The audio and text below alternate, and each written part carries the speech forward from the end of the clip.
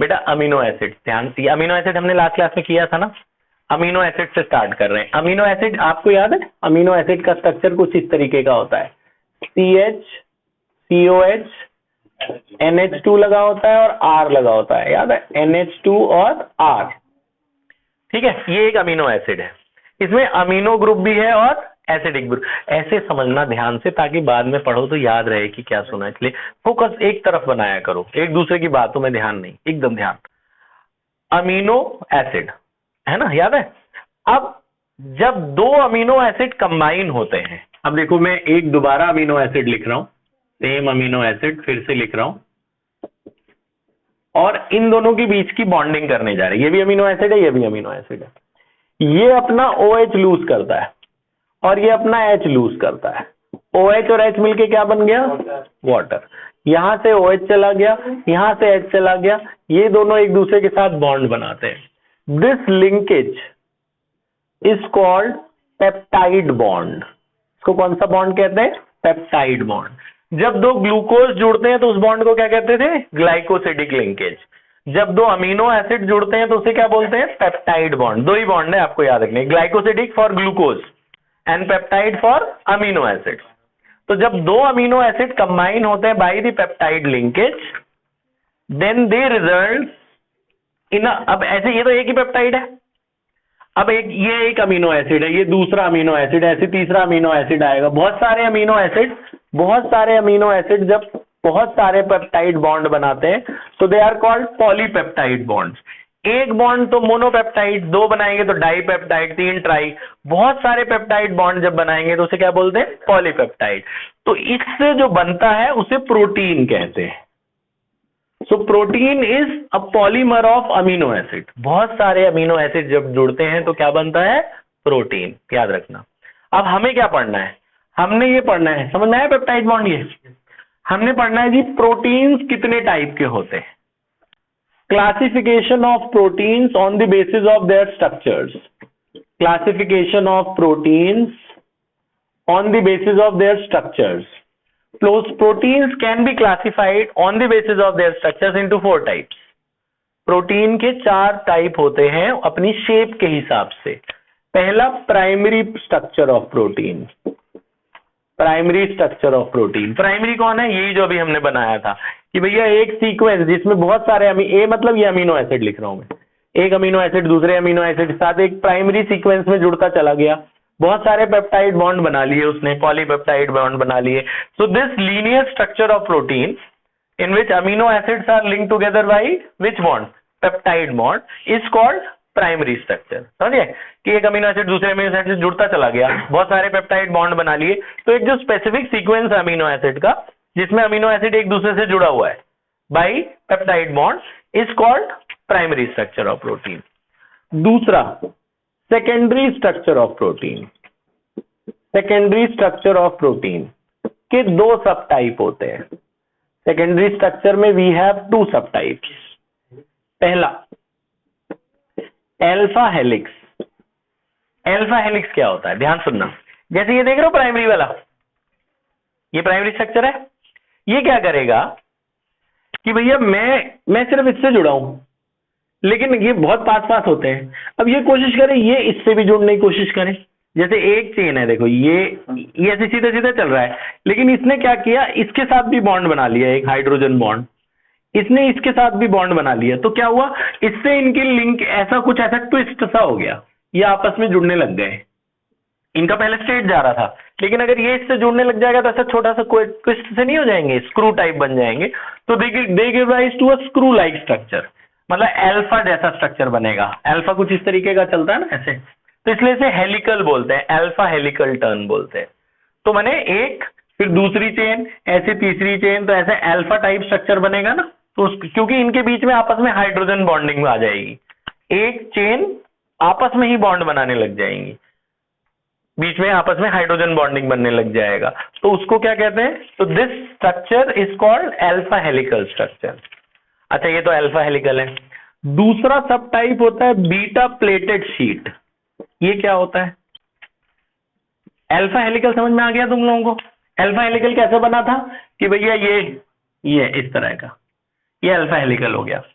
अब इसी alpha helical को से बीटा बनता है। बीटा कैसे बनता है, ध्यान से इधर बोर्ड की तरफ, एक हेलिकल टर्न था, इसको मैक्सिमम एक्सटेंड कर दो, मैक्सिमम जितना मैक्सिमम खींच सकता है खींचो, और जितने बॉन्ड बन सकते हैं बना दो ये आपस में। तो आप देख रहे हो ये, तो बीटा जैसा शेप आ रहा है ना इसका, अल्फा हेलिकल को मैक्सिमम खींच दो, तो ऐसा अगर मैं ऐसे लगाऊं तो ये इसका बीटा जैसा शेप है ना कुछ, मतलब ऐसा आ रहा है, एक के ऊपर दूसरा रखा हुआ, एक के ऊपर दूसरा रखा हुआ, ऐसा रखेंगे जैसे बहुत सारे डाइपर एक के ऊपर एक रख दो, डाइपर होते हैं ना, एक के ऊपर एक एक रख दो, इसको इसलिए ड्रेपरी शेप बोलते हैं, ड्रेपरी, डाइपर जैसा, एक डाइपर दूसरे डाइपर पे रखा हुआ। तो अगर अल्फा को मैक्सिमम एक्सटेंशन तक खींच दिया जाए तो बीटा बन जाता है। अल्फा कैसे बने थे, प्राइमरी स्ट्रक्चर में आपस में जब हाइड्रोजन बॉन्डिंग बनने लगे तो वो ट्विस्ट हो गए, ट्विस्ट होकर उन्होंने अल्फा बना लिया। बीटा कैसे बने, अल्फा वाले ही नहीं मैक्सिमम एक्सटेंशन ले लिया और आपस में बॉन्ड बनाने लग गए तो बीटा बन गया। अब सेकेंडरी के दो टाइप हो गए, अल्फा और बीटा। तीसरा टाइप आया टर्शरी, तीसरा main type, third main type is tertiary structure of protein. Tertiary क्या होता है, टर्शरी हुआ कि ये जो सेकेंडरी वाले थे बीटा वाला, अब बीटा वाला और फर्दर कॉइल हो जाए, कुछ ऐसा ऐसा बना ले, चारों तरफ से घूम जाए, बीटा वाला ही और फर्दर कॉइल हो जाए, तो चारों तरफ से घूम के ऐसे कॉइल जैसा स्ट्रक्चर बना लिया, 3 डायमेंशन स्ट्रक्चर हो गया, चारों तरफ से गोलमोल होके। तो बीटा वाला यानी कि सेकेंडरी वाला और फर्दर जब कॉइल हो जाता है, उसमें hydrogen bond, sulphide bonds, Van der Waals forces, electrostatic forces सारी लग जाती है, आपस में बॉन्ड बना लेते हैं। तो जब वो ऑल कॉइल हो जाता है तो टर्शरी बनाता है। टर्शरी के दो सब टाइप होते हैं, टर्शरी के दो सब टाइप होते हैं, फाइब्रस प्रोटीन और ग्लोबुलर प्रोटीन। टर्शरी के दो सब टाइप हैं, फाइब्रस और ग्लोबुलर। फाइब्रस कैसा होता है, टर्शरी से ही दोनों बने, जरा ध्यान से देखना। फाइब्रस ऐसा होता है, एक चेन है ये पॉलीपेप्टाइड की, दूसरी चेन है पॉलीपेप्टाइड की, तीसरी चेन है, ये सब पैरेलल चलेगी एक दूसरे के, और आपस में इनमें बॉन्ड भी बनेगा, ब्रांचिंग होगी, फाइबर जैसा स्ट्रक्चर होगा, एक चेन दूसरी चेन तीसरी चेन चौथी चेन सब पैरेलल, और आपस में बॉन्ड है, आपस में हाइड्रोजन बॉन्ड, डाइसल्फाइड बॉन्ड्स बनाते हैं, तो फाइबर जैसा स्ट्रक्चर हो जाएगा, तो इसलिए इसे फाइबर स्ट्रक्चर बोलते हैं। फाइबर स्ट्रक्चर क्या होता है, when polypeptide chains run parallel to each other and connected together by hydrogen bonds and disulphide bonds. Polypeptide chains run parallel to each other and connected together by hydrogen bonds and disulphide bond, तो उसे कौन सा protein बोलते हैं, fibrous protein. Globular protein क्या होता है, वो ये वाला होता है, जो सेकेंडरी वाला था वो पूरा कॉइल करके ऐसे बॉल जैसा बना ले, चारों तरफ से कॉइल करके बॉल जैसा स्फेरिकल जैसा शेप बना ले। ग्लोबुलर प्रोटीन कॉइल करके कैसा शेप बना ले, बॉल जैसा, स्फेयर जैसा, वो ग्लोबुलर प्रोटीन होता है। पहला डिफरेंस, आपको इनकी डिफरेंस आने चाहिए। फाइब्रस पैरेलल चलते हैं और ग्लोबुलर कैसे बना लेते हैं, कॉइल करके स्फेरिकल जैसा। फाइब्रस पानी में नहीं घुलते, second difference, they are insoluble in water, globular are soluble in water. Fibrous तीसरा डिफरेंस, ठीक है, दूसरा डिफरेंस हो गया, this is insoluble and this is soluble. तीसरा एग्जाम्पल याद कर लो, पाए कहां जाते हैं वो याद कर लो, ये फाइब्रस, फाइब्रस पाए जाते हैं, फाइब्रस के एग्जाम्पल है केराटिन और मायोसिन। केराटिन पाया जाता है हेयर में, वूल में और सिल्क में। फाइबर जैसा होता है ना, बालों के अंदर जो प्रोटीन पाया जाता है केराटिन, केराटिन के शैम्पू वैम्पू भी आते हैं ना, केराटिन लगाते हैं लोग, केराटिन कराते हैं बालों में ताकि ज्यादा प्रोटीन मिले तो बालों की ग्रोथ हो अच्छे। तो keratin, keratin is found in hair, wool and silk. Myosin, आपको याद है हमने 9th में पढ़ा होगा, टिश्यूज, वहां पे मस्कुलर फाइबर्स, मस्कुलर सेल्स पढ़े होंगे आपने, उसमें फाइब्रस मसल्स थे। तो मसल्स के अंदर भी फाइबर जैसे मटेरियल, फाइबर स्ट्रेच हो जाता है ना, मसल मस्कुलर स्ट्रेच हो जाता है, तो उसमें हमारा ये प्रोटीन खिंच जाता है। तो myosin are found in muscles, जब हम प्रोटीन खाते हैं हमारी मसल्स बनती है ना, तो वो यही बनती, मायोसिन होता है उनके अंदर, ठीक है। तो प्रोटीन जो खाते हैं बाहर से वो लोग, वो मायोसिन होती है उसके अंदर, ठीक है। हेयर, वूल और silk, they are insoluble in water, बाल नहीं घुलता ना पानी में, अगर घुलने लग जाए तो नहाते ही घुल गया सारे बाल। अच्छा, ग्लोबुलर प्रोटीन, तीसरा एग्जाम्पल, ग्लोबुलर का example, insulin and albumin blood में पाया, हार्मोन्स में होता है ना इंसुलिन, इंसुलिन और एल्बुमिन ब्लड के अंदर मिक्स होता है, हार्मोन से डायरेक्टली ब्लड में मिलता है।